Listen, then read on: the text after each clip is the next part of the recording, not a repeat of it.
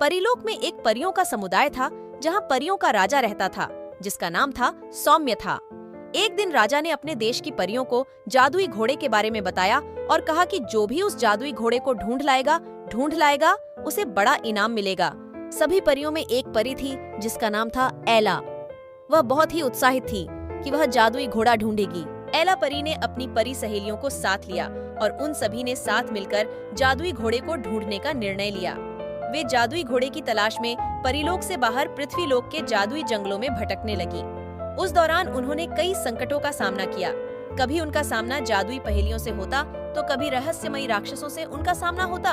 उन सभी ने हार नहीं मानी और अंत में एक आखिरी पड़ाव पार करने के बाद उन्हें एक पहेली मिली जिसमें लिखा था एक छोटा सा घर, उसके अंदर एक रहस्य है, बिना दरवाजे के और बिना खिड़कियों के वहीं छुपा ये राज है।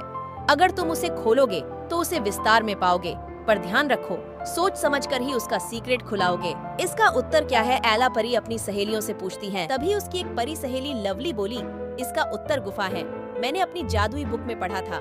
लवली परी की बात सुनकर वह पहेली हवा में उड़ती है और एक जादुई गुफा में बदल जाती है। सभी परियां खुश हो जाती हैं और गुफा के अंदर प्रवेश करती हैं। कुछ देर आगे चलने के बाद उन्हें एक अद्भुत दरवाजा दिखता है। वे सभी उस दरवाजे के पास जाती हैं और उस दरवाजे को खोल देती है। दरवाजे के खुलते ही एक तेज रोशनी होती है और उनके सामने एक सुंदर सा घोड़ा होता है जो जादुई घोड़ा होता है। एला परी जादुई घोड़े को देखकर खुश हो जाती हैं और अपनी परी सहेलियों से कहती हैं, आखिर इतनी मेहनत के बाद हमें जादुई घोड़ा मिल गया। चलो अब परीलोक चलते हैं और जादुई घोड़े को महाराज के सामने पेश करते हैं। फिर सभी परियां जादुई घोड़े को लेकर परीलोक में जाती हैं और जादुई घोड़े को राजा सौम्य के सामने हाजिर कर देती हैं।